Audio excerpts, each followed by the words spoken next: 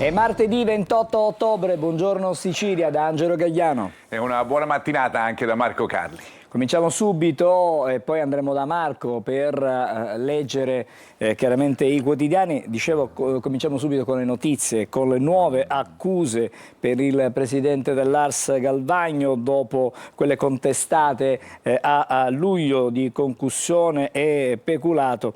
Adesso c'è anche quella di truffa e ci sono anche quelle di truffa e falso, il servizio. Si allargano le accuse di uso improprio dell'auto blu. La Procura della Repubblica di Palermo ha notificato al presidente dell'Assemblea regionale siciliana, Gaetano Galvagno, un nuovo avviso di conclusione indagini che sostituisce il precedente notificato a luglio e che riguarda le ipotesi di reato di falso e truffa.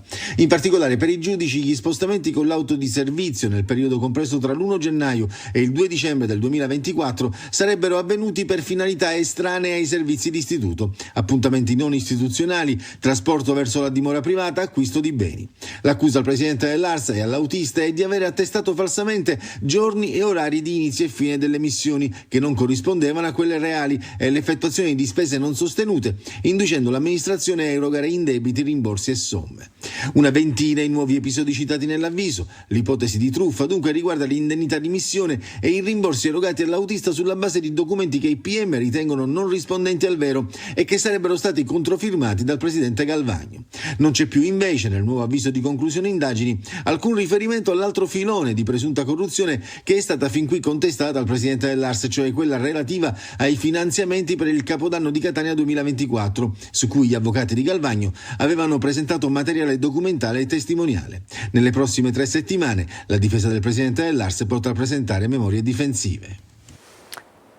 E allora immagino, Marco, che questa notizia trovi spazio su tutti i quotidiani stamattina. Praticamente sì, Angelo, troviamo questa notizia su tutti i quotidiani regionali.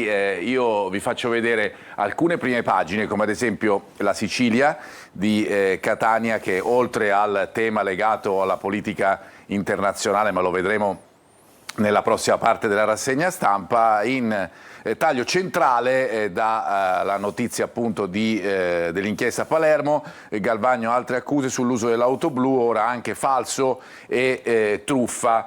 Sulla prima pagina anche di Repubblica Palermo andiamo a trovare questa notizia esattamente nel titolo sotto la testata, con le nuove accuse appunto di falso e truffa, chiuse le indagini per il presidente dell'Ars, spuntano viaggi e spese illecite dell'autista. Per indagare meglio quello di cui stiamo parlando, l'abbiamo fatto anche nel nostro servizio, andiamo sulle pagine interne, in questo caso della Gazzetta del Sud, perché guardate di Repubblica, missioni in auto blu, nuove accuse a Galvagno, indagato pure l'autista, perché fondamentalmente c'erano degli spostamenti che venivano rendicontati dall'autista su fogli missioni e moduli di rimborso spese controfirmati poi da Galvagno, come abbiamo sentito anche nel nostro servizio.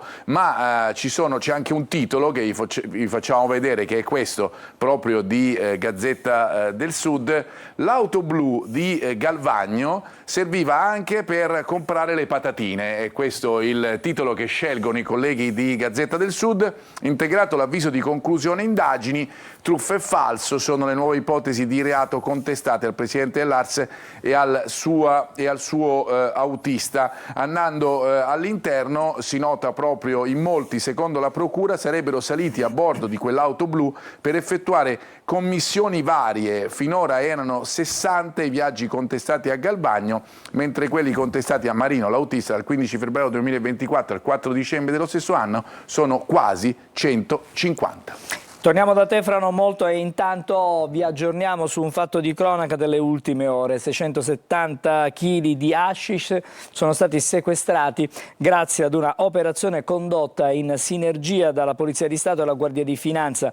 Un gommone, lo vedete nelle immagini, dotato di un potente motore fuoribordo nello specchio di acqua antistanti la città di Marsala, è stato intercettato dagli investigatori che hanno documentato l'incontro con il peschereccio battente bandiera tunisina, cessato il trasporto bordo della droga da un'imbarcazione all'altra. Il gommone ha poi fatto rientro verso le coste marsalesi, ignaro di essere monitorato dalle fiamme gialle. Giunto in acque territoriali, è stato bloccato dopo un concitato inseguimento ad alta velocità. Sono stati arrestati 5 tunisini a bordo, sono accusati di traffico internazionale di ingenti quantitativi di stupefacenti. Adesso ci occupiamo ancora della notizia della bimba che ha denunciato la mamma e il compagno di quest'ultimo per abusi telefonando a, per l'appunto, Telefono Azzurro, il servizio.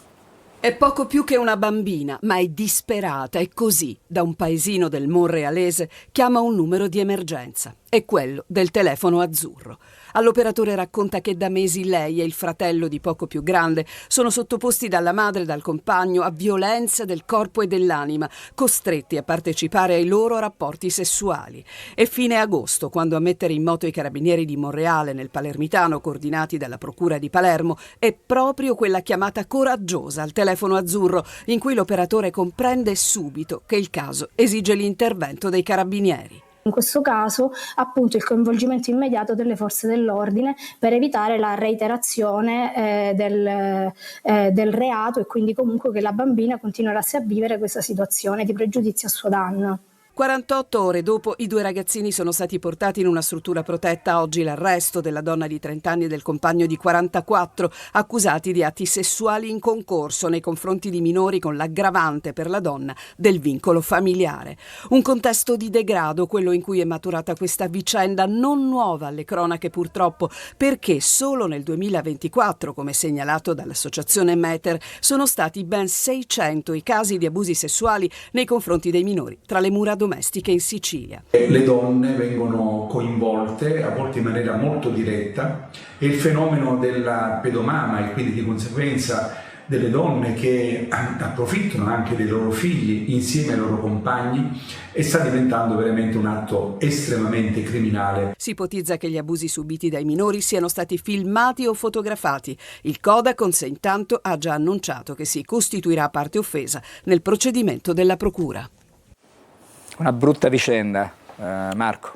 Una brutta vicenda di sicuro, anche in questo caso sono piene le pagine dei quotidiani regionali. Io vi porto subito sul nostro sito Sicilia Web per farvi vedere in taglio centrale proprio il titolo: abusi sessuali da parte dei genitori, una bimba che chiama il Telefono Azzurro. Questa è la notizia principale che riportano tutti i quotidiani e con cui anche noi abbiamo aperto il nostro servizio, di questa ragazzina che ha denunciato giustamente gli abusi. Sul nostro sito trovate ovviamente anche i servizi dei nostri telegiornali e poi salendo ancora la notizia con cui noi abbiamo aperto questa trasmissione, cioè le nuove accuse per Galvagno, anche falso e truffa. Restando e tornando invece su quello che è successo in provincia di Palermo, andiamo invece sulla Sicilia perché ci sono anche dei contorni che fanno onestamente rabbrividire in questo titolo della Sicilia, che dice questo: abusa dei figli della compagna e la madre ride mentre li vede. A Monreale è successo, vi prego aiutatemi, ragazzina chiama Telefono Azzurro e porta agli arresti. Questa è la Sicilia. Su Repubblica, invece, su Repubblica Palermo, anche in questo caso invece ci si concentra sulla chiamata al Telefono Azzurro, la denuncia degli abusi in casa, vittime 2 ragazzini del Monrealese arrestati, la madre e il compagno della donna, accusati ovviamente entrambi delle violenze. Adesso andiamo a Messina, dove ieri è arrivata la commissione parlamentare d'inchiesta sulle condizioni di sicurezza delle periferie. Una giornata di audizioni, sopralluoghi, vediamo come sono andate le cose. Fari puntati su periferie, degrado sociale, criminalità giovanile e droga. A Messina è arrivata la commissione parlamentare d'inchiesta sulle condizioni di sicurezza e sullo stato di degrado delle città e delle loro periferie, guidata dal deputato Alessandro Battilocchio di Forza Italia, per una serie di audizioni sulla situazione della città. Il deputato ha evidenziato la percezione di sicurezza positiva a Messina, confermata dal questore e dai comandi carabinieri e guardia di finanza, con un calo dei delitti del 2% rispetto al 2023. Tuttavia ha richiamato l'attenzione su criminalità criminalità giovanile e consumo di sostanze stupefacenti, oltre alla necessità di rafforzare gli organici di polizia. Un'attenzione al tema della criminalità giovanile che va monitorata anche per una diffusione degli stupefacenti, del consumo di stupefacenti, in particolare del crack. Riflettori accesi sulle aree marginali della città, quelle interessate allo sbaraccamento e al risanamento, dove sono stati effettuati alcuni sopralluoghi. C'è stata da parte di tutte gli interlocutori con i quali oggi ci siamo confrontati una richiesta di dare continuità a questo percorso. Il discorso baraccopoli con questo tipo di situazione è un qualcosa di peculiare di Messina. La Regione, attraverso l'assessore Elvira Amata, ha ribadito la necessità di una proroga di quei poteri speciali per il risanamento in scadenza a fine dicembre. È chiaro che questo lavoro non può avere nemmeno un attimo di fermo, perché si perderebbe tutto quello che è stato fatto sino a questo momento. Quindi il nodo fondamentale sono proprio i poteri speciali che ci hanno aiutato ad arrivare oggi allo stato dell'arte che abbiamo appena illustrato alla Commissione parlamentare. Marco, questo è un tema molto sentito, quello delle baraccopoli ovviamente a Messina, ma come abbiamo visto ci sono anche altre criticità. Esatto, perché poi c'è il tema del degrado, lo abbiamo affrontato anche noi nel telegiornale di ieri legato ai centri storici. In questo caso parliamo delle periferie, parliamo di Messina, un tema appunto particolarmente sentito, quello delle baraccopoli, e affrontato su Gazzetta del Sud attraverso tante foto intanto nella parte iniziale del testo e del servizio, con la visita appunto della Commissione parlamentare periferie. Il titolo è "Tra baraccopoli e disagio giovanile, ma in città non ci sono baby gang". La visita ufficiale appunto, incontri al comune, in prefettura e poi il classico tour tra le baracche da Rione Taormina a Tremonti, chiesta la proroga della legge speciale sul risanamento. Il presidente della commissione parlamentare Battilocchio dice: le forze dell'ordine ci riferiscono di un'alta percezione di sicurezza, ma chiedono rinforzi in vista dei cantieri del ponte. Ovviamente non mancano le polemiche, ad esempio dall'opposizione, che dice: vogliamo capire il perché di alcune scelte da parte del Movimento 5 Stelle e del PD, che sono perplessi. Come mai, si domandano, è cambiato il subcommissario? Il tema, ovviamente, l'abbiamo detto, è molto sentito a Messina. Adesso parliamo di occupazione, perché c'è tanta preoccupazione tra i lavoratori della Telecontact di Caltanissetta, uno dei principali poli occupazionali del territorio, dopo l'annuncio della cessione di un ramo d'azienda da parte di TIM. Sono ore di grande preoccupazione per i lavoratori della Telecontact Center, società del gruppo TIM, dopo l'avvio della procedura di cessione di ramo d'azienda. A rischio ci sarebbero circa 340 posti di lavoro nella sola sede di Caltanissetta. Le organizzazioni sindacali parlano di un'operazione che potrebbe compromettere tutele e stabilità occupazionale, chiedendo un intervento immediato da parte del governo e della regione per garantire continuità produttiva. Anche le istituzioni locali seguono da vicino la vicenda. Il presidente del Consiglio Comunale, Gianluca Bruzzaniti, ha espresso solidarietà ai dipendenti, sollecitando un tavolo di confronto con Roma. L'azienda parla di una riorganizzazione dei servizi di customer care, ma i sindacati temono un passo verso l'esternalizzazione e chiedono chiarezza sul futuro dei lavoratori. Il rischio concreto per questi lavoratori è che vengano meno le garanzie occupazionali che oggi hanno, perché sono nell'ambito di una grossa azienda multinazionale del gruppo TIM, e che rischierebbero di perdere qualora il progetto andasse avanti su questa scellerata iniziativa di portare fuori dal gruppo TIM questa azienda Telecontact. Tra Telecontact e il gruppo Distribuzione Italia, ma parliamo di una società DNA che ha appena un capitale di 10.000 euro e che a noi risulta totalmente sconosciuta. L'avvertenza resta aperta, nelle prossime settimane sono attesi incontri decisivi. Intanto a Caltanissetta cresce la preoccupazione per una realtà che rappresenta uno dei principali poli occupazionali del territorio.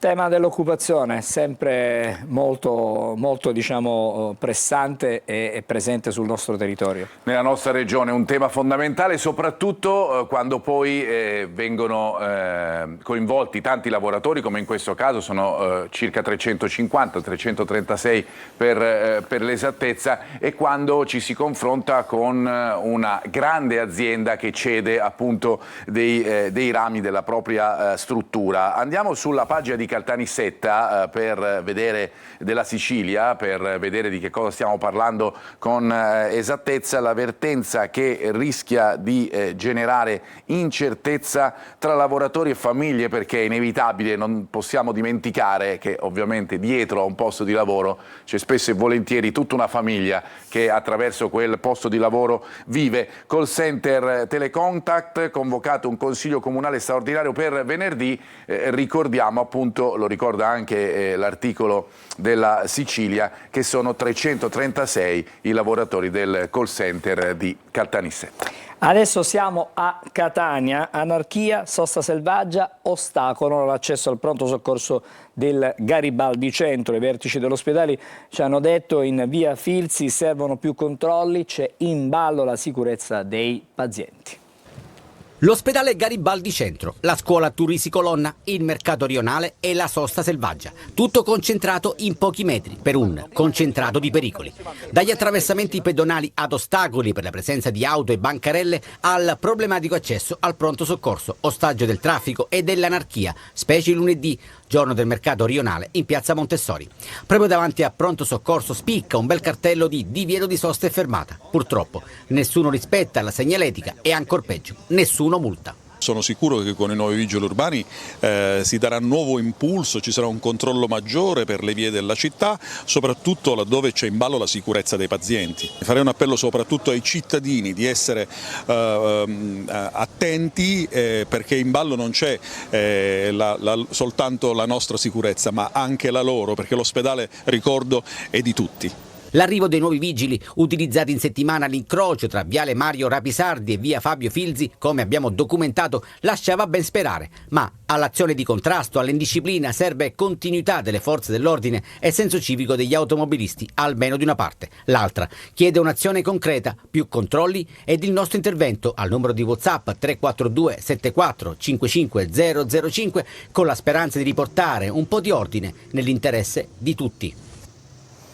E adesso andiamo a chiudere la rassegna stampa con Marco Carli. Andiamo a vedere, Angelo, le prime pagine che non vi abbiamo fatto vedere fino ad ora, per cui partiamo dal Giornale di Sicilia con il titolo di apertura che è legato a quello che è successo nel Palermitano. Ovviamente il fatto di cronaca, la denuncia da parte della ragazzina, abusi dalla madre a 14 anni, molestie pure dal convivente, chiama il telefono azzurro e li fa arrestare. Poi c'è di spalla, in questo caso, le altre accuse a Galvagno sull'uso dell'auto blu, contestati i reati oltre che di corruzione e peculato anche di falso e truffa.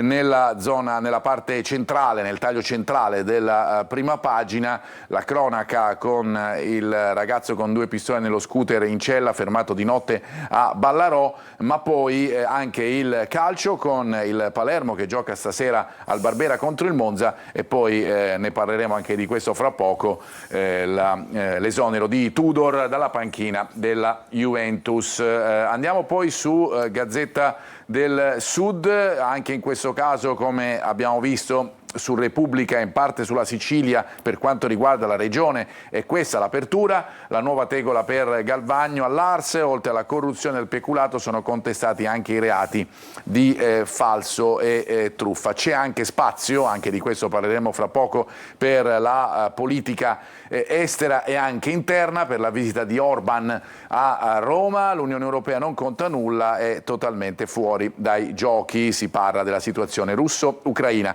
E poi poi il tour dei parlamentari tra le baraccopoli, la visita della Commissione Periferie, ne abbiamo parlato poco fa, a Messina non ci sono baby gang. Vi riproponiamo anche la prima della Sicilia, dopo che vi abbiamo fatto vedere appunto il titolo principale, poi abbiamo nel titolo sotto la testata l'apertura comunque che è legata alla visita di Orban a Roma, sia a Palazzo Chigi da Giorgia Meloni, sia al Vaticano con il Papa, e poi il titolo anche su la nonna di Sicilia, la più anziana dell'isola, ne abbiamo parlato anche noi. Andiamo poi alla situazione legata alla manovra finanziaria regionale, chiaramente. Ci sono tante polemiche, lo vedremo, per quanto riguarda la manovra finanziaria nazionale, ma si devono trovare anche gli aggiustamenti per quanto riguarda invece la manovra della nostra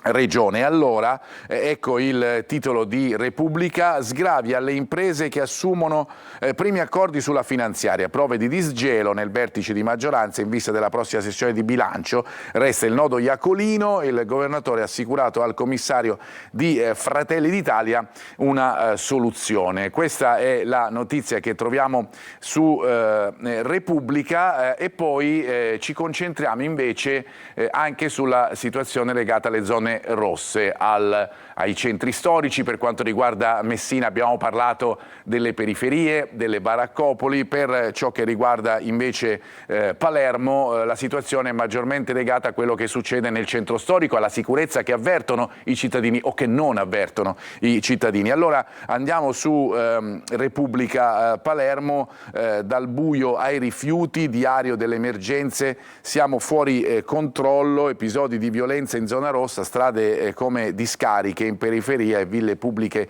senza illuminazione. Questo ovviamente per ritornare anche al tema delle periferie che abbiamo sollevato per la questione legata a Messina. E poi social e piazze, la trincea dei volontari contro il degrado e tutto quello che succede a Palermo, e anche la notizia di cronaca che vi abbiamo dato in precedenza: a Ballarò 14enne arrestato con 2 pistole, il minorenne nascondeva le armi nello scooter, un ragazzo di 22 anni dello Zeni in giro con un proiettile 7,55. Andiamo poi a parlare, per chiudere questa parte della nostra rassegna stampa, del ponte, perché ogni giorno se ne discute sui nostri quotidiani, sui quotidiani regionali, soprattutto quelli ovviamente che insistono sul territorio di Messina come la Gazzetta del Sud, perché ci sono le risposte inviate alla Corte per quanto riguarda il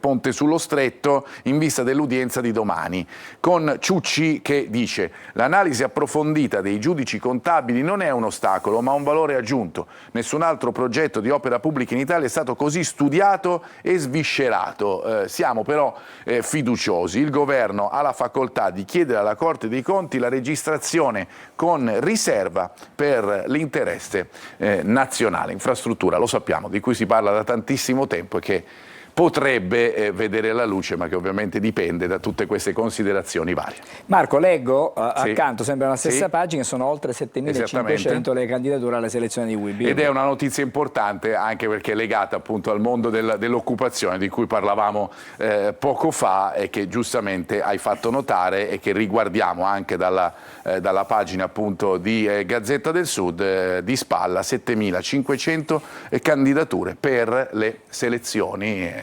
Vedremo sì. ovviamente se potrà portare quest'opera anche un miglioramento per quanto riguarda l'occupazione nella nostra regione. Grazie Marco, fra poco torniamo da te per i quotidiani nazionali, ma intanto diamo uno sguardo al traffico, vedendo quello che possiamo mostrarvi. Siamo sulla circonvallazione in questo momento di Catania, mi sembra una situazione abbastanza tranquilla, diciamo decisamente inconsueta questa immagine a quest'ora del mattino, però per il momento insomma non c'è grande traffico. La stessa cosa, stiamo adesso in un'altra grande via di comunicazione della città di Catania, via Vincenzo Giuffrida, traffico sì, ma nella norma, con le auto che in questo momento sono ferme ai semafori. Dalla dal traffico adesso alla cartolina che ci restituisce l'Etna con le immagini per l'appunto del vulcano. Stamattina c'è lo sgombro di nuvole, quindi possiamo ammirare in tutta la sua maestosità. Vulcano che possiamo vedere anche da Taormina, e vediamo anche il golfo di Taormina. Stamattina mi pare di poter dire che la situazione meteo, almeno fino a questo momento, è particolarmente tranquilla e serena. Ci fermiamo adesso, fra poco saremo di nuovo insieme per leggere con Marco Carli i quotidiani nazionali.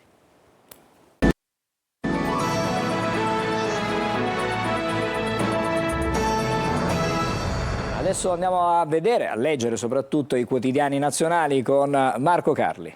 Le notizie, Angelo, che abbiamo anche visto fino a poco fa anche sui quotidiani regionali, che sono legate soprattutto a quello che è successo ieri a Roma con l'incontro del leader ungherese Orban, che fa sempre discutere, diciamo la verità, sia con il Presidente del Consiglio Meloni sia con il Papa Leone XIV. Ma poi, andiamo subito sul Corriere della Sera, ci sono temi legati come sempre alle guerre o al tentativo di mantenere la tregua Medio Oriente e Russia e Ucraina, e sulla manovra in Italia. Allora, questo è il Corriere della Sera, il titolo: Orban a Roma attacca l'Europa, il leader ungherese, dal Papa e dalla Premier, Bruxelles non conta nulla, Donald intanto sbaglia sulle sanzioni a Mosca, dice sempre Orban. Dazi, Pechino loda il dialogo con gli Stati Uniti, Trump contro Putin, la smetta di testare missili. Vi abbiamo detto della situazione legata alla manovra, soprattutto l'intervento delle banche sulla manovra, se ne parla ancora, ne ha parlato Giorgia Meloni, chieste risorse a chi ha avuto tanto, dunque appunto le banche, siano soddisfatte. Andiamo a vedere anche all'interno delle pagine del quotidiano milanese, proprio per darvi un approfondimento anche di quello che vi abbiamo detto. L'Unione Europea non conta nulla, qui si vede il Papa, ma chiaramente dall'altra parte, poi vedremo anche l'altra parte della pagina, c'è Orban vicino a lui. L'Unione Europea non conta nulla, un errore, le sanzioni a Mosca. Sono questi due temi fondamentali, cioè l'Unione Europea non conta nulla nei rapporti di pace, soprattutto fra Ucraina e Russia, e poi un errore, le sanzioni a Mosca verso Putin, secondo quello che appunto ha raccontato Orban durante la sua visita romana. Orban, che vediamo proprio in questa foto vicino al Papa, il premier ungherese in Vaticano, a chiedere invano sostegno agli sforzi pacifisti. Il Corriere della Sera testimonia con le virgolette questi sforzi pacifisti, perché sono parole proprio del leader ungherese di Budapest. E poi l'incontro a Palazzo Chigi, sdegno dell'opposizione, Tajani, l'Italia ha posizioni diverse. Tanto è vero che poi sugli altri quotidiani andremo a vedere che ci sono dei titoli completamente diversi, come ad esempio su Repubblica il titolo è questo: Orban che imbarazza Meloni. Ospite a Palazzo Chigi, il leader ungherese attacca, Trump sbaglia su Putin e l'Unione Europea è inutile, irritazione nel governo, Tajani che specifica ho idee completamente diverse. Ovviamente arriva l'attacco da parte dell'opposizione, la Presidente del Consiglio si dissoci. E poi ancora, anche in questo caso di spalla, la Premier sulla manovra, giusto l'aiuto dalle banche. Del tema Orban ci sono altre testate che ne fanno l'apertura, fra queste abbiamo scelto, vi facciamo vedere l'altra voce, perché anche in questo caso si parla di insulti all'Europa, non conta niente, Trump sbaglia su Putin, gli dirò di togliere le sanzioni. C'è una questione anche del Medio Oriente, ne parleremo fra poco, il drone israeliano abbattuto dai caschi blu dell'ONU nei cieli del Libano. Sulla notizia invece, questo è il titolo, la solidarietà è già finita, c'è Report che ricomincia col botto e dall'Ungheria a Fratelli d'Italia ripartono gli attacchi. Questo è il tema sollevato dalla notizia, che però apre, o almeno mette nel titolo sotto la testata, la rissa desta sulle banche, Meloni tiene il punto ma è alta tensione con Forza Italia. Questo è un po' il tema della politica, ma c'è il tema anche legato, come detto, alla situazione della tregua in Medio Oriente. Questa tregua che sembra sempre appesa a un filo e per cui chiaramente si continua e si deve continuare a lavorare. Sul Sole 24 Ore, che testimonia a livello economico un dato importante, quello dell'intesa fra Stati Uniti e Cina, che potrebbe portare, anzi ha già portato a un record per Wall Street, c'è però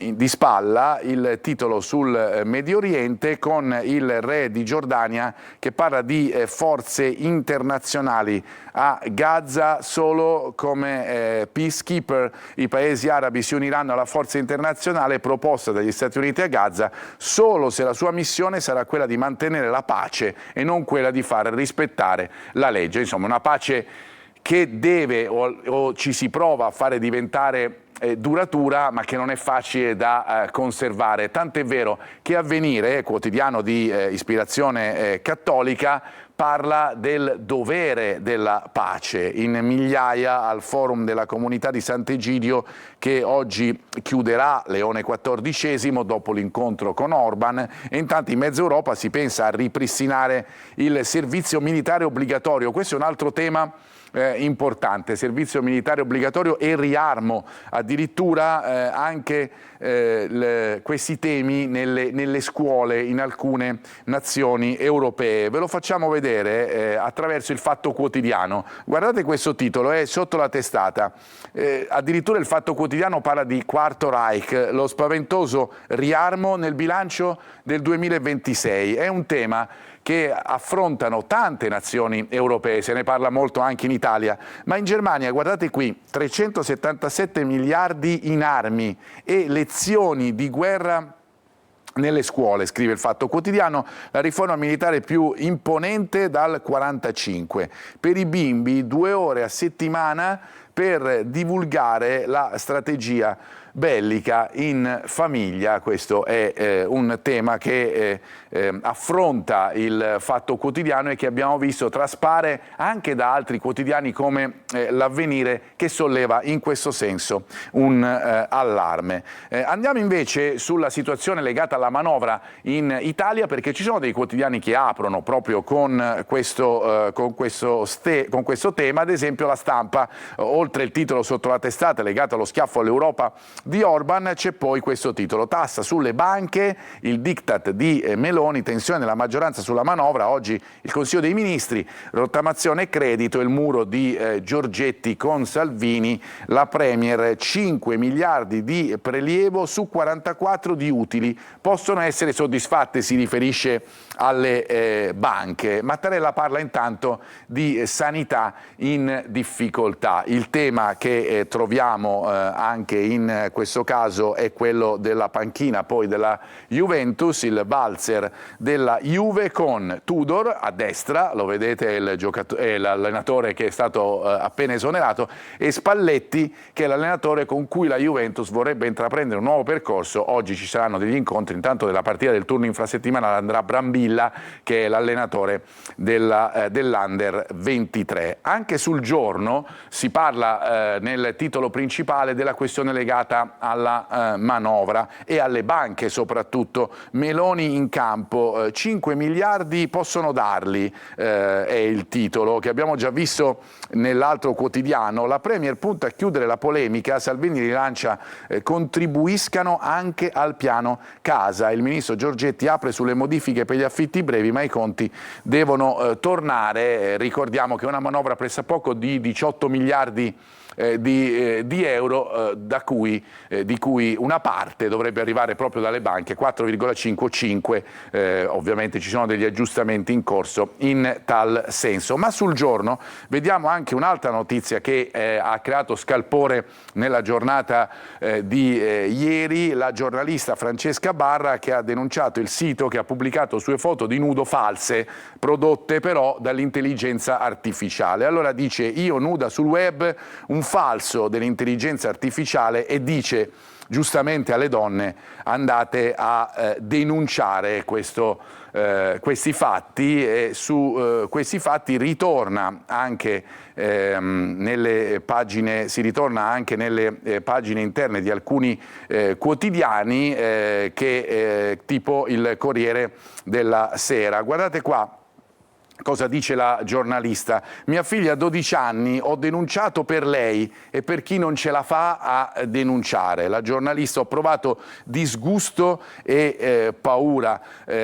Parla anche Lorena Bianchetti: ci si sente violate, non è meno grave se lo scatto è falso. La conduttrice: andò presso la polizia. Ci sono anche poi le foto di tutte le donne che su social media girls di cui sono comparsi i profili alterati di molte donne italiane note. Le vedete e probabilmente le riconoscete anche dalle foto che vedete fra Michelle Hunziker, Diletta Leotta e altre showgirl italiane violate appunto dall'intelligenza artificiale in tal senso. Ritorniamo poi e chiudiamo questa parte della rassegna stampa con le consuete polemiche che poi si registrano fra destra e sinistra e che poi vengono riportate anche sui quotidiani. Ad esempio, dal Manifesto andiamo a vedere: manca un piano. 2 mesi fa l'annuncio di Meloni di un piano casa per l'emergenza abitativa, poi più niente, e ora tocca a Salvini ammettere che nella legge di bilancio c'è zero legato al piano casa. Sono temi appunto legati alla legge di bilancio. Solo tagli, ma non al ponte sullo stretto. La manovra divide ancora la destra che litiga sul mini sacrificio delle banche. Polemica che si incentra sul discorso legato alla manovra e che invece rimbalza dall'altra parte. Vi facciamo vedere a titolo esemplificativo quello che scrive Libero, legato a ciò che è successo in Argentina. Non ne azzeccano una i tarocchi della sinistra questo è il titolo di apertura di Libero: per i progressisti Milei, stiamo parlando dell'Argentina e delle verifiche, i controlli e elezioni di metà mandato. Era in caduta libera, invece ha stravinto le elezioni argentine, e questo è un altro tema che riporta alla polemica politica. Insomma, si va fino in Argentina per portare la polemica all'interno dei nostri confini nazionali. Grazie Marco, torniamo da te più avanti nella mattinata di Buongiorno Sicilia. Adesso invece ci fermiamo, c'è la prima pausa e poi primo ospite della mattinata. Restate insieme a noi.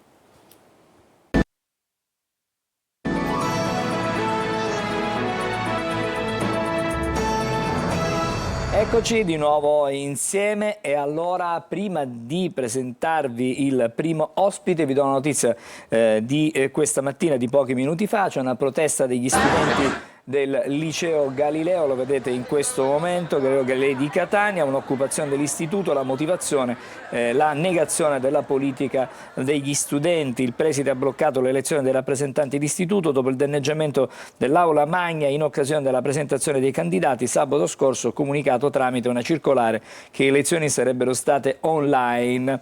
E un nostro diritto è eleggere i nostri rappresentanti, ci ha detto una studentessa. Insomma, questo è quello che sta avvenendo questa mattina al liceo Galileo Galilei. E noi di giovani parliamo. Buongiorno intanto al primo ospite, con noi c'è Marco Pisano, che è educatore professionale della cooperativa Prospettiva e referente anche del progetto AdoTime. AdoTime fuori dalle dipendenze. Fuori dalle dipendenze, perché i giovani di oggi hanno delle nuove, dipendenze. Le nuove generazioni, a parte quelle che sono le dipendenze classiche, hanno purtroppo, ahimè, delle dipendenze che sono date anche dai tempi.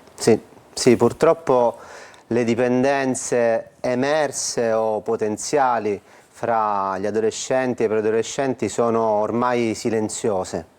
Parliamo di dipendenze da tutto ciò che sono i social, il mondo dei social, dipendenze affettive, dipendenze anche da tutto quello che è il settore dell'acquisto, l'acquisto compulsivo, per non parlare delle classiche dipendenze, quindi delle dipendenze da sostanze, da alcol, che purtroppo dalle statistiche aggrediscono il mondo giovanile sempre ad un'età minore. E qual è la fascia in questo momento che preoccupa di più? Per questa fascia state facendo qualcosa in particolare?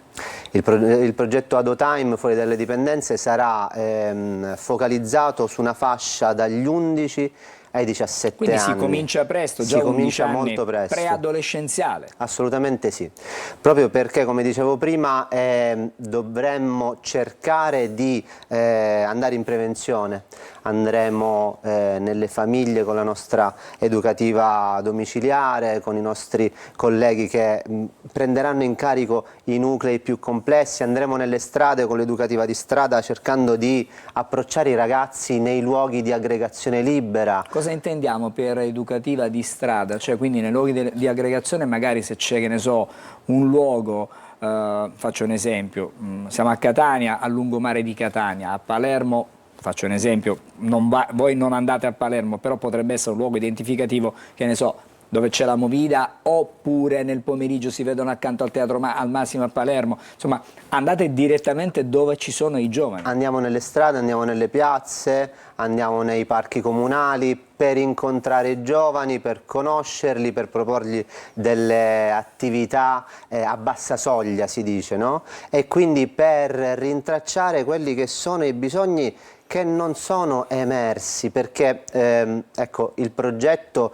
trova la sua forza in quello che noi chiamiamo il modello di equipe integrata. Noi ci sediamo attorno a un tavolo con i servizi sociali, con l'ASP, con la neuropsichiatria, col SERD in questo caso, che è importantissimo, con le scuole, certo. E noi, cooperative e associazioni, insieme anche agli uffici che seguono i percorsi dei minori dal punto di vista legale e penale. Ci sediamo a un tavolo e studiamo gli accompagnamenti personalizzati, però questi sono i casi emersi.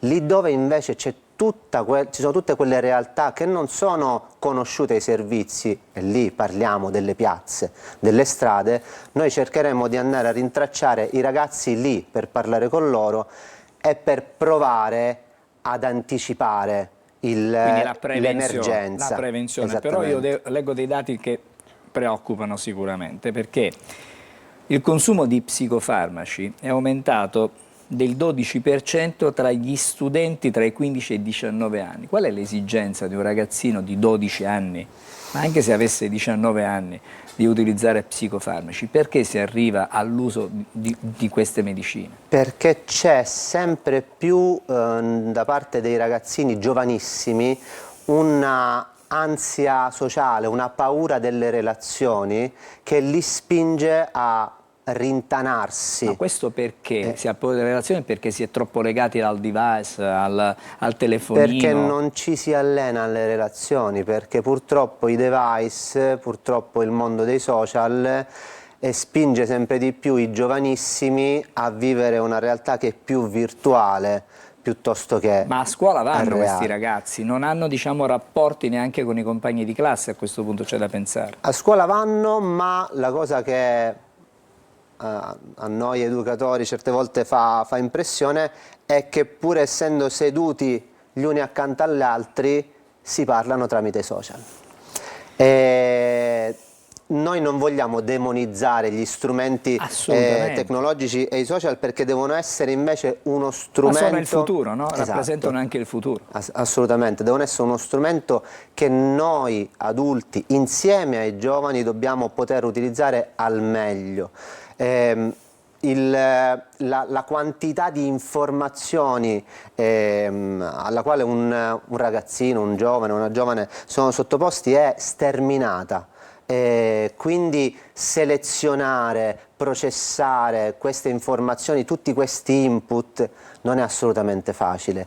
Lì i percorsi psicologici, i percorsi di accompagnamento e di socializzazione, perché noi faremo anche un lavoro socializzante con i laboratori, con gli sportelli a scuola, cercheremo anche di rintracciare i genitori nelle scuole, di parlare con i genitori, con i ragazzi, con gli insegnanti, cercheremo di equilibrare quelli che sono i piccoli e grandi squilibri che poi portano invece ai grandi problemi. Ai grandi problemi. Allora, ci sono anche altre dipendenze. ne citiamo qualcuno. La sigaretta elettronica, che si potrebbe pensare, ma forse fa meno male probabilmente della sigaretta tradizionale, questo lo vedremo poi, lo capiremo negli anni, ma c'è un altro diciamo, problema grave che affligge i giovanissimi, il gioco d'azzardo. Il gioco d'azzardo. Sì. Ma, cioè, per giocare si ha bisogno di soldi, e questi ragazzi dove vanno a prendere questi soldi? In famiglia, fuori, delinquono, cioè voglio dire... Ci sono delle realtà purtroppo molto critiche di ragazzi e ragazze che appunto non riescono a gestire i soldi, e per il mito dei soldi facili, se non come dire, si inseriscono in giri legati alla criminalità più classica, quella che noi intendiamo in maniera forse più standard nelle nostre teste, lo spaccio, il piccolo furto, lo fanno col gioco d'azzardo, perché poi diventa un'abitudine, una assuefazione, proprio come le piccole abitudini e le piccole dipendenze come la sigaretta elettronica, quelle abitudini che ormai quasi sono sdoganate nel linguaggio comune, che poi pian piano richiamano a un limite sempre più alto. Chiaramente dentro ci stiamo tutti, anche noi adulti, in queste dinamiche, certo. Però il problema è che lo spazio e il tempo del gioco per i ragazzi si è ridotto tantissimo, lo spazio delle relazioni si è ridotto tantissimo, e questi vuoti vengono riempiti da questo tipo di dinamiche che sono certamente negative, ma che sono esponenziali potenzialmente. Vorrei tornare a AdoTime, il progetto, perché? Che è una fusione, che cosa? Tempo di adozione? Cioè, volendo... No, Ado sta per adolescenti, il tempo degli adolescenti. No, perché poteva anche una sorta di adozione, perché poi magari c'è questo tipo di, diciamo, di intenzione, un'adozione non intesa come genitore, però un'adozione perché ti accompagna in un percorso da questo punto di vista. Sì, il concetto di adozione in questo senso può essere declinato come adozione delle dinamiche di vita dei ragazzi che noi ascoltiamo e accompagniamo. Il progetto, lo voglio ricordare, è finanziato dall'impresa sociale con i bambini, con questo grande fondo contro la povertà educativa che in Italia finanzia tantissimi progetti. Noi qui a Catania siamo diverse cooperative, la cooperativa Prospettiva, la cooperativa Marianella Garcia, la cooperativa Rimani, poi c'è l'associazione Manitese insieme anche all'associazione Talitacum, e insieme appunto alla rete di scuole e di enti pubblici cercheremo in questi 3 anni di accompagnare questo tipo di disagio. Come dire, la squadra, l'ATS è già rodata, sono tanti i progetti che noi facciamo con Impresa Sociale con i Bambini da anni, e siamo convinti che proprio la forza della rete, la forza delle collaborazioni, delle sinergie fra privato sociale e pubblico sia l'elemento forte per impattare questo tipo di problematiche. È una bella sfida, una grandissima sfida. Cercheremo magari di fare il punto più avanti, cercheremo di fare un aggiornamento per capire come sta andando, quanti sono i ragazzi che siete riusciti a catturare, fra virgolette, nella vostra rete, che è una rete certamente positiva. Grazie per essere stato con noi, a Marco Pisano, che è un educatore professionale della cooperativa Prospettiva ed è anche il referente del progetto AdoTime. Noi ci dobbiamo fermare, ma per poco, perché torneremo di nuovo insieme a voi. Stavolta cambieremo argomento, cambieremo tema, però vi assicuro che è un tema anche questo molto interessante. Cercheremo di capire le nuove frontiere, fra virgolette, anche dell'agricoltura in parte. A dopo. Parte questo nuovo appuntamento con Trebi Meteo, anticiclone delle Azzorre sulla nostra penisola questo martedì a garanzia di bel tempo e stabilità. Splenderà di fatti il sole, avremo un leggero rialzo delle temperature massime in diverse zone del centro.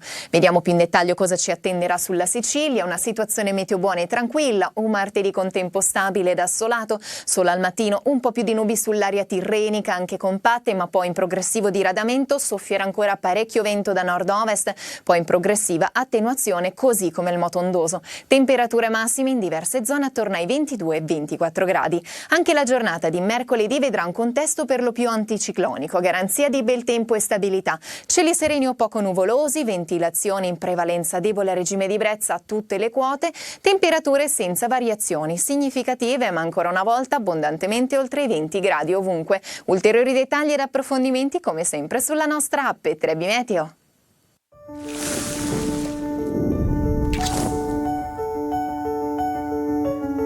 Sicilia.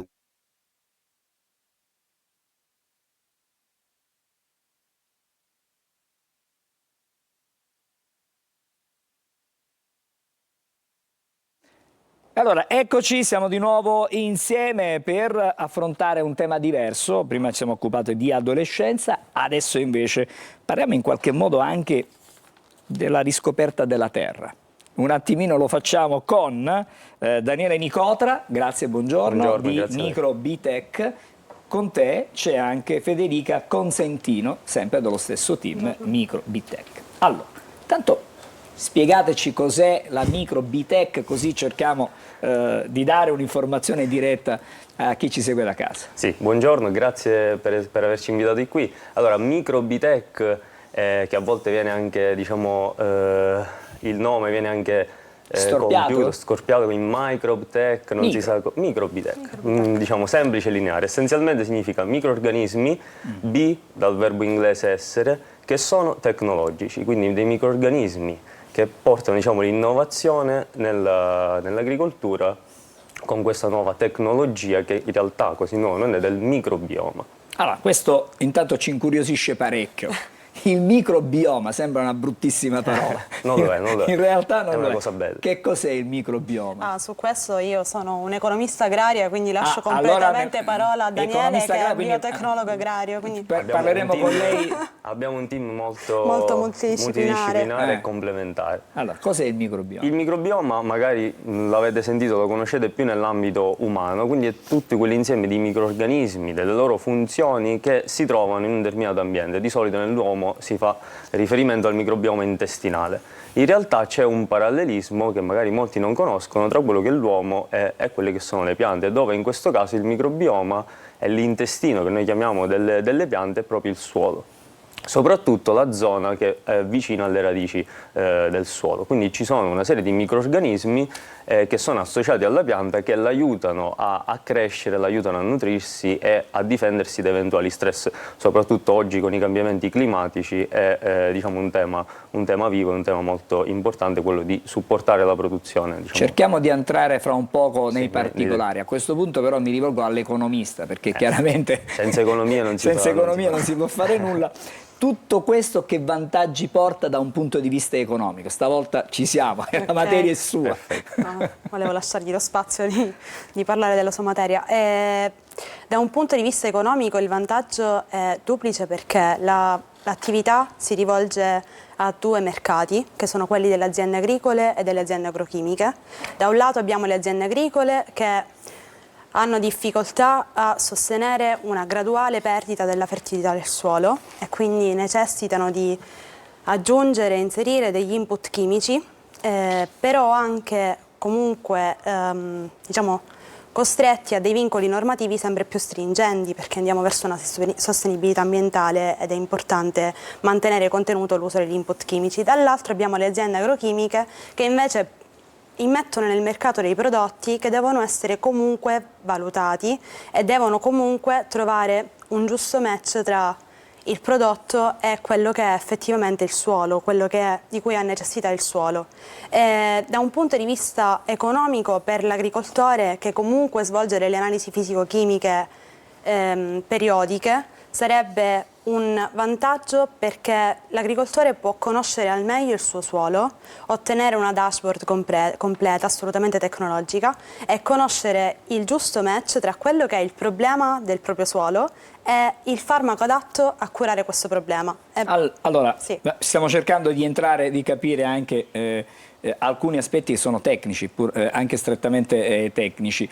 Sappiamo che l'agricoltura in questo momento è in sofferenza perché magari i giovanissimi non amano, diciamo, non si avvicinano molto alla terra, però la vostra esperienza, il vostro supporto potrebbe in qualche modo avvicinare i giovani a questo tipo di investimento, cioè un imprenditore agricolo può, se è giovane, recepisce meglio. Adesso non vogliamo dire che le vecchie generazioni non hanno fatto tanto, però le vecchie generazioni sono quelle che ci hanno garantito fino ad oggi dei prodotti della nostra terra splendidi, eccezionali.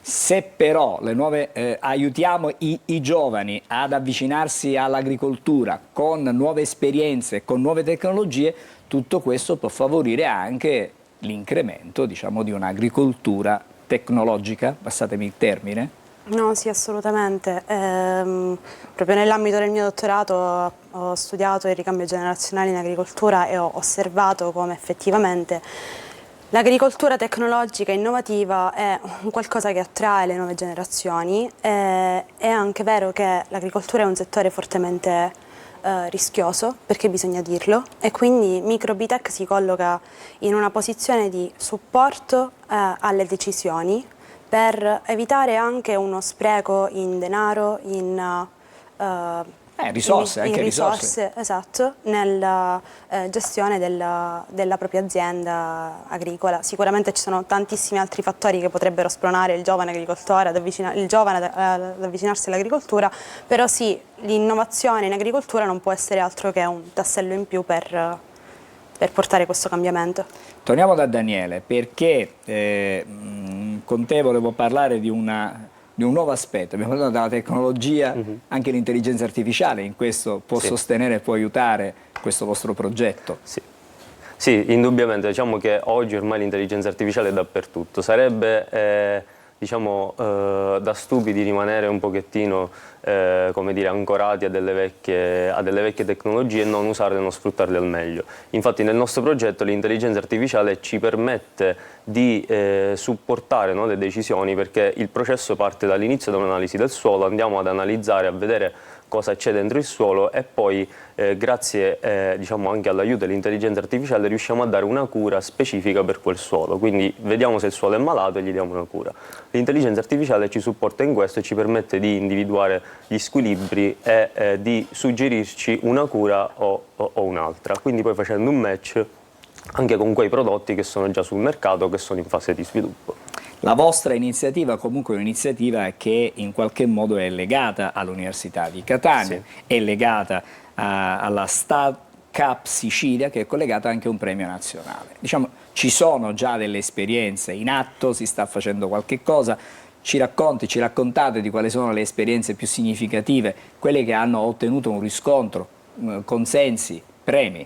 Sì, allora noi siamo arrivati al primo posto, abbiamo vinto la Start Cup Catania di quest'anno, che è appunto una competizione per start-up. Stiamo vedendo una foto. Sì, è una competizione per start-up proprio organizzata dall'Università di Catania. Infatti ci tengo anche a ringraziare il professore Faraci e l'ingegnere Castro che ci hanno supportato in questo percorso. È un progetto che nasce appunto anche dall'università, sia perché parte anche dal mio progetto di dottorato e tutto il team.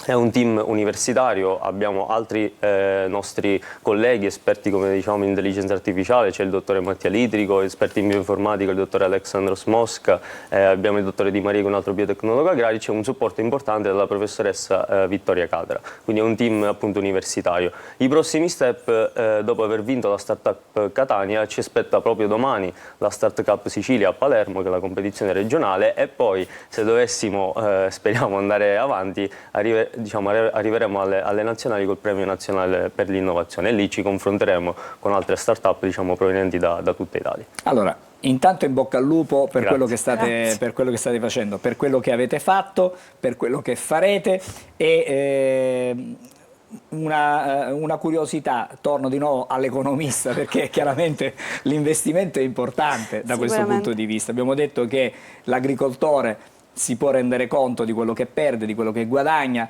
ma per applicare il vostro progetto servono risorse importanti? In realtà non particolarmente, non in una prima fase. È ovvio che essendo una start-up noi inizieremo a piccoli passi, abbiamo già un interesse da parte del mercato, abbiamo raccolto diverse lettere di intenti di agricoltori e di agronomi che ci supportano nel progetto, quindi per noi questo è importante anche per un accesso sul mercato.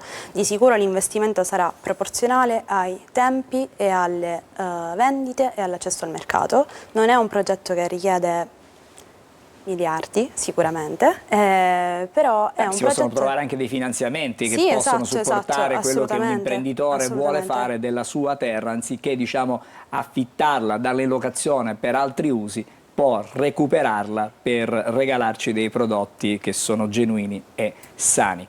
Grazie a Daniele Nicotra di Team Microbitech e grazie anche a Federica Consentino per averci portato questa testimonianza. Ancora in bocca al lupo, noi ci dobbiamo fermare, il tempo è davvero un grande tiranno, breve sosta e poi andremo a Siracusa per parlare di un abusivismo particolare, quello delle guide turistiche. Lo faremo con il nostro Francesco Aloi e con un suo ospite. Restate a Buongiorno Sicilia.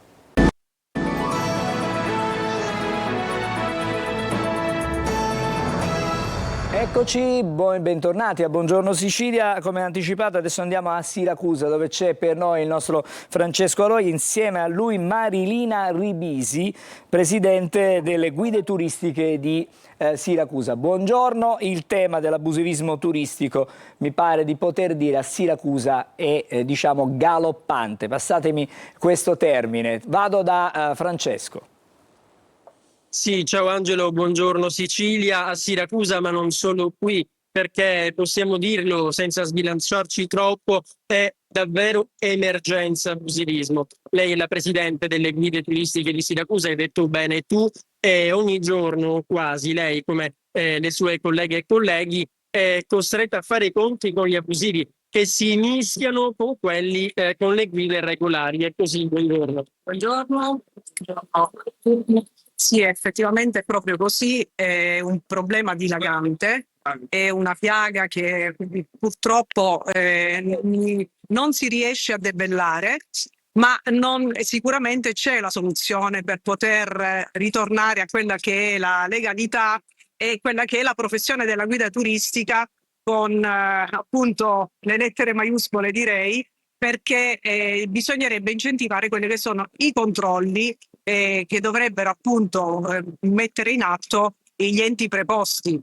Ed è questo uno dei motivi per cui noi appunto ci battiamo tutti i giorni, ma non solo dal punto di vista diciamo teorico, ma anche pratico quando scendiamo in campo a lavorare. Ecco. Diciamo che i controlli ci sono stati e ci sono a Scicli, nel Ragusano, a Noto, notizia di pochi giorni fa. A Siracusa ci sono stati, ma manca la costanza. Stenta a partire realmente un serio controllo su quello che è appunto l'abusivismo, lo chiamo così, quelli che appunto si prendono il titolo di guida turistica e non lo sono, e quelli che sono anche appunto questi mezzi di trasporto che portano in giro soprattutto in Ortigia i turisti. Scusatemi, non solo però, appunto...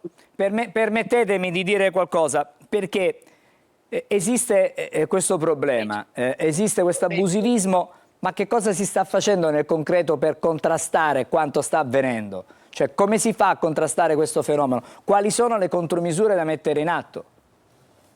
Allora, sicuramente è la Polizia Municipale la prima chiamata appunto al controllo, perché ovviamente con la nuova legge, la legge nazionale del 13 di dicembre del 2023, si è appunto disciplinata quella che è la guida turistica e quelli che sono anche i controlli che devono essere messi in campo.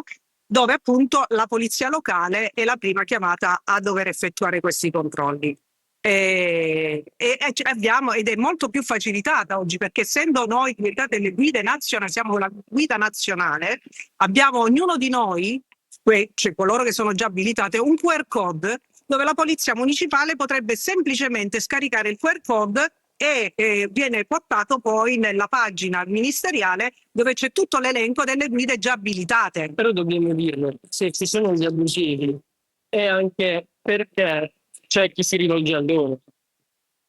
È così? Sì, sicuramente si rivolge a loro, perché diciamo che quella che maggiormente, come devo dire, questa attività illegale che qui si svolge è soprattutto sostenuta, portata avanti dalle apicar, dai bike, da tutti questi mezzi dove i turisti sono molto attratti a fare un giro, in quanto non devono necessariamente fare tutta la passeggiata a piedi, che è lecito, ma l'illegalità sta nel fatto che chi conduce questi mezzi spiega i monumenti, se non è capace nelle lingue straniere loro hanno i loro supporti con dei programmi di traduttori simultanei, con dei dispositivi altoparlanti che vi devo dire che è veramente fastidioso, ed è un'immagine non positiva per una città ad alta vocazione turistica e famosa, quella che è Siracusa in Sicilia.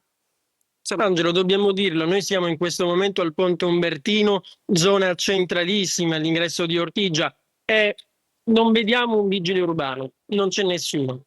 Esatto. C'è una nave crociera dietro di noi. Chiedo scusa, avete chiesto un confronto con l'amministrazione comunale da questo punto di vista? Più volte, più volte devo dire. Questo problema diciamo non si è presentato quest'anno.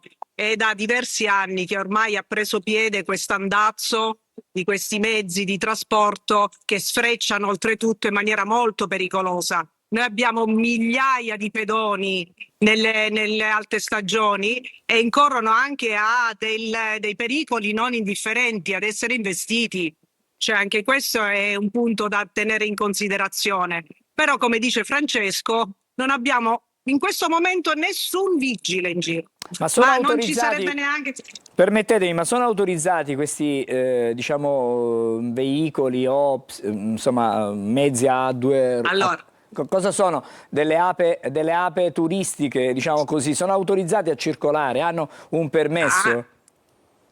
Hanno un permesso, ma non tutti. Ci sono alcuni che non hanno appunto nessuna licenza. Il punto però, oltre a questo aspetto appunto che bisognerebbe controllare chi ha la licenza o no, il punto fondamentale è che tutti, indiscriminatamente, dico tutti, insieme, cioè con il trasporto, loro spiegano i monumenti, e ovviamente potete anche immaginare quello che si escono dalla manica, quello che viene raccontato, cioè gente che non ha studiato storia, architettura, archeologia. Francesco, un minuto Angelo, ancora, abbiamo un minuto e dobbiamo chiudere poi. Sì, la Presidente poco fa mi diceva una cosa molto interessante, un'informazione molto interessante, perché il ricavato delle multe che dovrebbero essere fatte agli abusivi andrebbe alle casse comunali. Andrebbe a Siracusa il comune non ha bisogno di soldi, sta bene? Cioè, non mi sembra. Penso che non disdegna nessuno se c'è un introito, c'è un ingresso di soldi o di ricavato anche da queste multe che potrebbero prendere questi non autorizzati. Cioè, mentre con la precedente legge gran parte andava alla regione, oggi con la nuova legge ministeriale, appunto che vi ho detto il 13 dicembre del 2023, tutto il ricavato delle multe, e vi posso dire che non sono cifre irrisorie, si parla di migliaia di euro, andrebbero totalmente nelle casse dei comuni. E allora, però nessuno fa multe.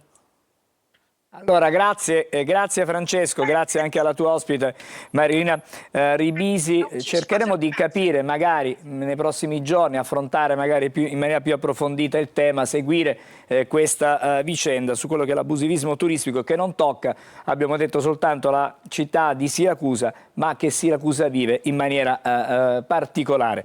Grazie ancora Francesco Aloi, grazie per questo collegamento. Adesso vi do 2 aggiornamenti dalle agenzie, perché i carabinieri di Corleone, siamo nel Palermitano, hanno arrestato un imprenditore incensurato, arrestato per usura. Il provvedimento scaturisce da un'attività investigativa che è stata condotta dopo la segnalazione dell'associazione antiracket Addio Pizzo e la denuncia del titolare di un esercizio commerciale proprio di Corleone.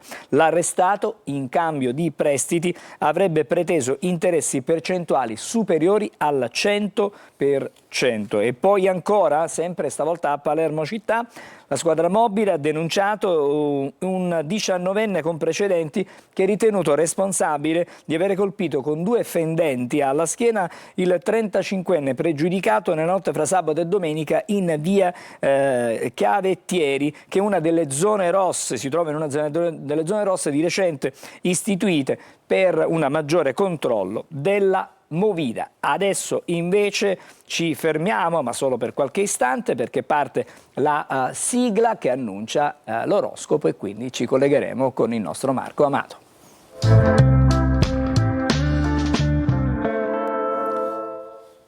Bentornato e bentrovato a Marco Amato. Buongiorno Marco, come sempre ci regali delle osservazioni e delle riflessioni quotidiane. Oggi andiamo alla 20ª edizione del Festival del Cinema di Roma.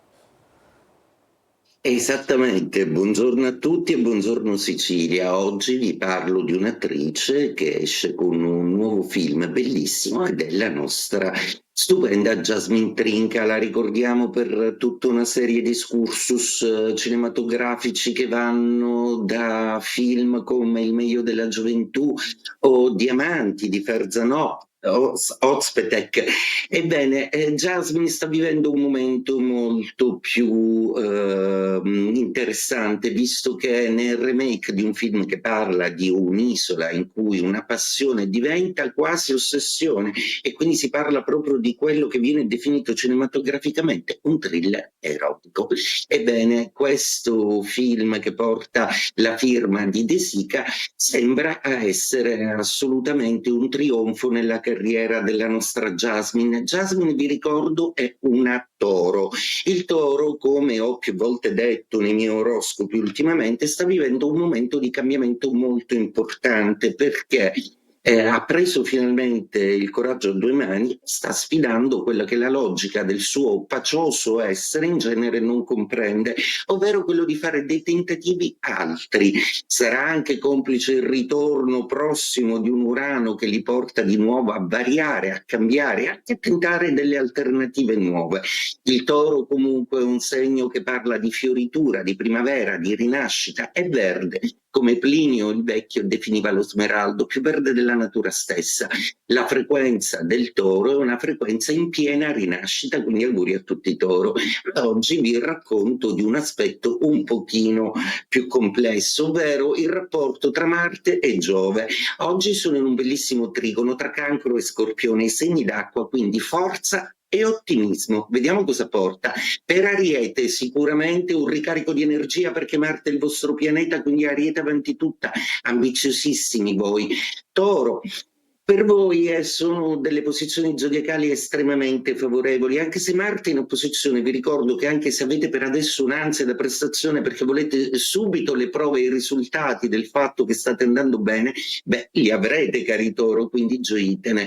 Gemelli, per voi è tutto un pochino confuso, geometrie variabili nel vostro cielo che avvicendano cambiamenti a ripetizione, ma la vostra capacità di interpretare sempre il personaggio giusto al momento giusto vi soccorre, ironici come sempre, nonostante ci sia un bailam di eventi. anche contraddittori tra loro, Cancro, protagonisti della giornata assieme allo Scorpione, perché Giove risiede nei vostri gradi, quindi ottimismo, forza e positività e anche tanta passione. Leone, per voi oggi sarà importante sentirvi ascoltati, protagonisti e presi in considerazione. Siete il segno del sole, avete bisogno di luce, di essere visti. Vergine, per voi gli aspetti zodiacali oggi nel cielo costituiscono un motivo di sicurezza maggiore, per cui con molta eleganza troverete la maniera giusta di dire anche delle cose forti, di prendere delle posizioni drastiche e definitive. Se il caso Bilancia, Venere da voi spazia nel vostro cielo, una Venere però ancora un po' confusa, oggi litiga con la Luna che è in Capricorno, un po' più austera, per cui oggi col partner sarà importante chiarire i punti. Scorpione, per voi oggi Marte compie un miracolo, Marte è uno dei vostri due pianeti, l'altro è Plutone, per cui oggi grande passione, grande forza, grande possibilità di azione vincente. Sagittario, per voi un po' di rimembranze, ecco, c'è una romanticità nel cielo zodiacale che vi porta a essere un po' melanconici, forse avete bisogno di riabbracciare qualcosa del passato. Capricorno, la Luna oggi è da voi, per cui molto più emozionali e decisamente anche più romantici. Per il Capricorno un po' inusuale, ma sono più morbidi, sono ghiacci che in genere hanno il vulcano dentro. Acquario, la vostra fantasia oggi viene un pochino ostracizzata, come se dovesse sottostare necessariamente a una formalità, un protocollo. L'Acquario detesta tutto questo, ma oggi vi dovrete armare di santa pazienza. Pesci, ottimo il cielo zodiacale per voi, complice anche la Luna, ma soprattutto il positivismo attivo di Giove e Marte, giornata fortunata e proficua. E detto questo, auguro a tutta la Sicilia buongiorno. Grazie Marco, ci ritroviamo domani mattina, una buona giornata anche a te. Torno da Marco Carli invece per andare a vedere un'occhiata ai quotidiani però sportivi. Pare. Questa volta sì, andiamo Angelo sulla Gazzetta dello Sport perché ne abbiamo già parlato durante la rassegna stampa dedicata alle pagine dei quotidiani nazionali e internazionali. L'esonero della panchina sulla panchina della Juventus è il tema dominante e allora la Gazzetta dello Sport... Permettimi di dire un esonero tardivo. Tardivo? Forse una scelta sbagliata tardivo, già in estate. Ma sì, anche se il momento è certamente particolare perché ricordiamo che c'è il turno infrasettimanale. Capisco per tutto, cui però le due squadre vanno in campo. Si stava andando verso il baratro, diciamo così. Quello direbbero i tifosi della Juventus, ma intanto guardano alla possibile arrivo di Spalletti sulla panchina bianconera. Comolli oggi incontra l'ex CT, è atteso l'ok, 8 mesi, cioè la restante parte del campionato, e rinnovo solo in caso di conquista della Champions League, non facile ovviamente perché le contendenti sono tante. Gli altri che sono stati sondati sono Palladino e Mancini. Domani intanto in panchina con l'Udinese andrà Brambilla, l'abbiamo detto, allenatore della Juve Under 23, ma intanto come ti dicevo ricomincia il campionato perché c'è il turno infrasettimanale e c'è un bellissimo Atalanta-Milan questa sera con Lukman Leao a tutta velocità, per cui protagonisti delle due squadre, mentre per quanto riguarda le due squadre che si sono affrontate nell'ultimo turno, cioè il Napoli e l'Inter, per il Napoli c'è la brutta notizia di De Bruyne che si deve operare, però la squadra napoletana che ha ritrovato l'assetto giusto punta allo scatto. L'Inter invece si domanda con 3 sconfitte in 8 gare come è possibile arrivare allo scudetto. Le percentuali e i dati dei campionati scorsi direbbero che è quasi impossibile. Vabbè, il campionato è ancora troppo lungo per fare questi discorsi. Grazie Marco, noi ci fermiamo qui, a tutti voi la buona giornata. Buongiorno Sicilia, torna domani mattina, sarà con voi Roberta Lunghi, una buona giornata ancora.